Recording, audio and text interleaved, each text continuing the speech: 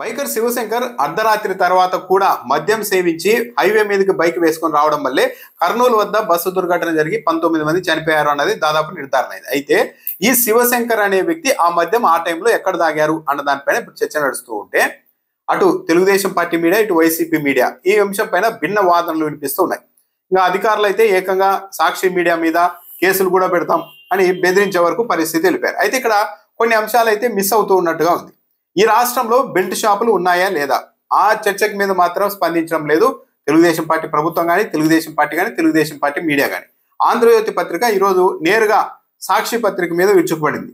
రోత పత్రిక చావు మీద కూడా రాజకీయం చేస్తోంది అంటూ సొంతంగానే వ్యాఖ్యానాలు చేస్తూ అసలు శివశంకర్ అనే వ్యక్తి బెల్ట్ షాప్ లో మద్యం తాగలేదంట, లైసెన్స్ ఉన్న మద్యం దుకాణంలోనే మద్యం తాగారు అని అధికారులు నిర్ధారించారు, అందుకు సంబంధించిన సీసీ ఫుటేజ్ను కూడా వాళ్ళు బయట పెట్టారు అంటూ ఆంధ్రజ్యోతి పత్రిక సాక్షి కథనాన్ని ఆదివారం వచ్చిన సాక్షి కథనాన్ని ఖండించేలాగా అధికారులు రాష్ట్ర ప్రభుత్వంలో అంత సవ్యంగా ఉంది అన్నట్టుగా చేసే ప్రయత్నం చేశారు. అయితే ఇక్కడ ఒక బాధ్యత కలిగిన మీడియా సంస్థ ఆంధ్రజ్యోతి మీడియా సంస్థ సాటి మీడియా సంస్థ మీద రోత పత్రిక అది ఇది అంటూ విరుచుకుపడింది, బాగానే ఉంది. కానీ ఈ వ్యవహారంలో ఆంధ్రజ్యోతి కూడా మీడియా సంస్థగా కొన్ని ప్రశ్నలు అయితే సంధించాలి కదా.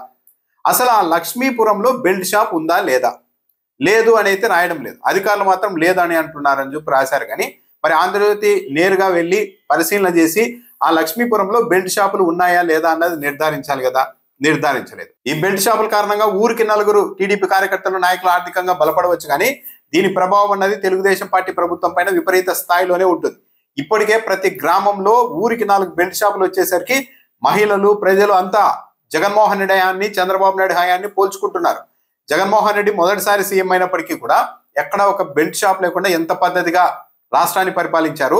చంద్రబాబు నాయుడు ఇంత సీనియర్ నాయకుడు అని చెప్పుకుంటూ నేను వస్తేనే ఈ రాష్ట్రం బాగుపడుతుందని చెప్పి ఇప్పుడు ఊరికి 4 బెల్ట్ షాపులు తెచ్చిపెట్టారు. ఇదేనా మంచి పరిపాలన అంటే అని సగటు మనిషి తనకు తాను ప్రశ్నించుకుంటున్నారు. ఇప్పటికే ఏపీలో ఈ విచ్చలవిడిగా లభిస్తున్న మద్యం కారణంగా పరిస్థితులు ఎంత దూరం వెళ్ళాయంటే టైమ్స్ ఆఫ్ ఇండియాలో 3 రోజుల క్రితం రాశారు. అల్లూరి సీతారామరాజు జిల్లాలో 9వ తరగతి జరుగుతున్న 14 ఏళ్ల ఒక కుర్రాడు మద్యం తాగి తన తోటి స్టూడెంట్ని గొంతు కోసేశాడు. అది కూడా ఎందుకు? ఇంకో 20 రూపాయలు ఇవ్వలేదని 20 రూపాయలు ఇవ్వలేదని గొంతు కోసేస్తే ఆ అబ్బాయికి 5 కుట్లు పడ్డాయి. ఆ తర్వాత పోలీసులు వచ్చి తనని ఏం చేస్తారని ఇతడు కూడా గొంతు కోసుకున్నారు. అయితే అదృష్టవశాత్తు ఇద్దరు ప్రాణాపాయం తప్పింది. అంటే ఒక 14 ఏళ్ల కుర్రానికి కూడా విచ్చలవిడిగా మద్యం తాగి తిరిగేంత స్వేచ్ఛ, అంత అందుబాటులో మద్యం ఉందంటే ఎంత ఆందోళనకరమైన పరిస్థితి. ఆ మత్తులో ఏకంగా తోటి స్టూడెంట్స్ని గొంతు కోసేశాడు 20 రూపాయలు ఇవ్వలేదని. అంటే పరిస్థితిని ఎంత దూరం తీసుకెళ్తున్నారు, రాష్ట్ర ప్రభుత్వం ఎంత బాధ్యతారాహిత్యంగా ఉంటుంది.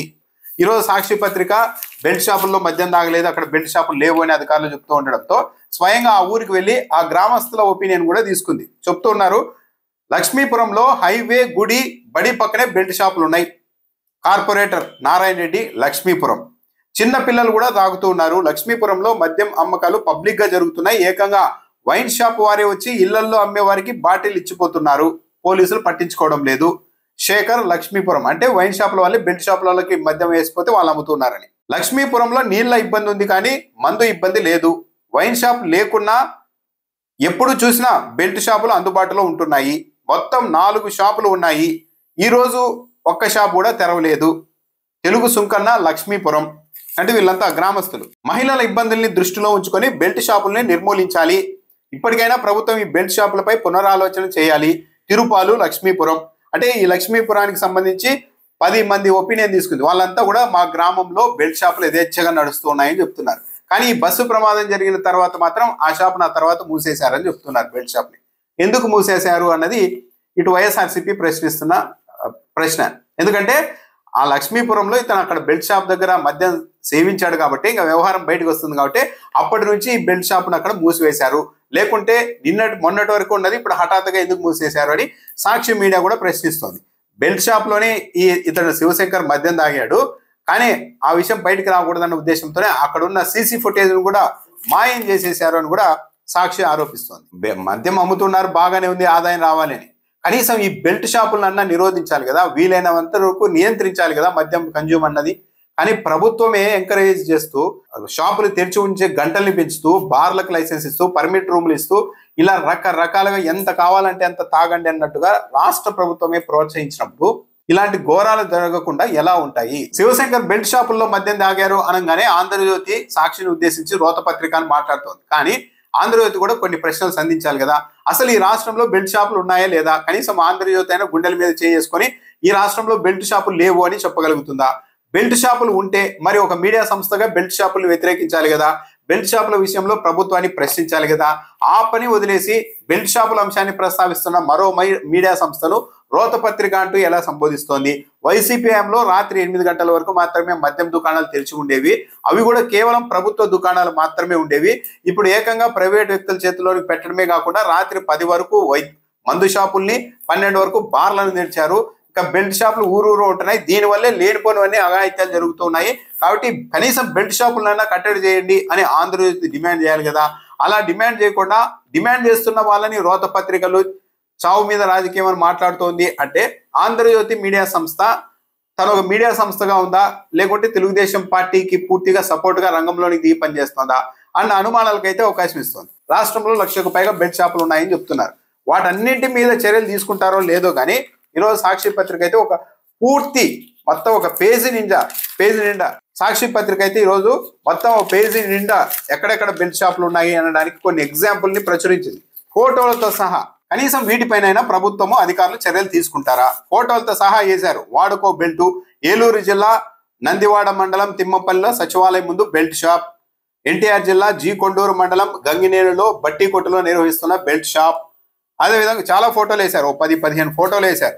హైవేల పక్కనే ఈ మద్యం దుకాణాలు ఉన్న విషయాన్ని కూడా ఫోటోలతో సహా ఈరోజు సాక్షి వాళ్ళు ప్రచురించారు. మద్యం షాపులు అన్నది హైవేకి 500 మీటర్ల దూరంలో ఉండాలి, కానీ చాలా చోట్ల లోపలే ఉంటున్నాయి అన్నది ఒకటి. 20,000 కంటే తక్కువ జనాభా ఉండే ప్రాంతాల్లో అయితే 220 మీటర్లకు వెలుపల ఉండాలి హైవేలకి. మున్సిపాలిటీలో ఇంటర్నల్గా అయితే ఆ రూల్ వర్తించదు. కానీ ఎక్కడా కూడా ఈ రూల్స్ ఏవి పాటించడం లేదు. ఎక్కడ పడితే అక్కడ గుడి దగ్గర, మసీదుల దగ్గర, బడి దగ్గర మొత్తం ఏకంగా ఒక చోట అయితే ఎక్సైజ్ కార్యాలయానికి పక్కనే బెల్ట్ షాప్ కూడా నిర్వహిస్తూ ఉన్నారు అని ఫోటోను కూడా ప్రచురించింది సాక్షి. మరి ఇంత అవమానకరమైన పరిస్థితుల్లో ఉంటే ఇంకా ఏమీ తెలియనట్టు రాష్ట్ర ప్రభుత్వం, పోలీస్ యంత్రాంగం వ్యవహరించడం, ఒక మీడియా ఏమీ జరగలేదు, అంత సవ్యంగా ఉంది, మద్యం తాగింది మద్యం దుకాణంలోనే, బెల్ట్ షాప్లో కాదు, కాబట్టి మద్యం దుకాణాల్లో తాగితే తప్పేమి కాదు అన్నట్టుగా ఒక మీడియా సంస్థ వాదించవచ్చా అనేది ఒక చర్చనీయాంశం. కొద్ది రోజుల క్రితం ఆ ములకల చెరువులో ఇబ్రహీంపట్నం దగ్గర ఆ కల్తీ మద్యం బయటపడితే దాన్ని రిపోర్ట్లు వచ్చాయి, ల్యాబులకు పంపిస్తే అది నకిలీ మద్యమే కానీ ప్రమాదకరమైన మద్యం కాదని ఇదే పత్రికలో రాశారు. ఆంధ్రజ్యోతి పత్రికలు అధికారులు చెప్తూ ఉన్నారని చెప్పి ఈ పత్రికలు తెలుగుదేశం పార్టీకి అనుకూలమని పేరున్న పత్రికల్లోనే రాశారు. అంటే ఎంత ఘోరం! ఒక నకిలీ మద్యం బయటపడితే మళ్ళీ అది ప్రమాదకరమైన మద్యం అయితే కాదంట, నకిలీ మద్యమే కానీ ప్రమాదకరమైన మద్యం కాదు అన్నట్టు. అంటే ఇలాంటి తాగినా కూడా ఏమీ కాదని మళ్ళీ ప్రజల్ని ప్రోత్సహించడమే కదా. ఒక మీడియా సంస్థ ఇలా చేయొచ్చా? కానీ ఈ మీడియా సంస్థ మళ్ళా అవతల మీడియా సంస్థని, ఇప్పుడు ప్రతిపక్ష పాత్ర పోషిస్తున్న సాక్షి మీడియాను మాత్రం రోత పత్రిక, ఆ పత్రిక, ఈ పత్రిక అంటూ ఆంధ్రజ్యోతి పత్రిక నిత్యం విమర్శిస్తూ ఉంది. కానీ మీడియాగా ఆంధ్రజ్యోతి చేయాల్సిన పనిని మాత్రం ఈ మధ్య చేయడం లేదు.